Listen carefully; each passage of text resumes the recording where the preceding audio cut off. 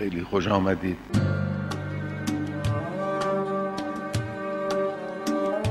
نمی رود از یادمان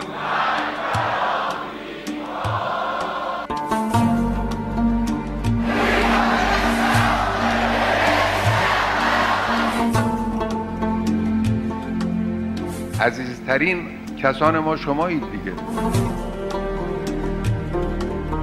شما مثل بچه های منید، فرزندان ما هستید، جوانهای ما هستید، امیدهای ما هستید. آینده ما دست شماست، آینده این کشور دست شماست. عزیزان من، خودتون رو برای آینده آماده کنید، خودتون رو برای اداره این کشور آماده کنید.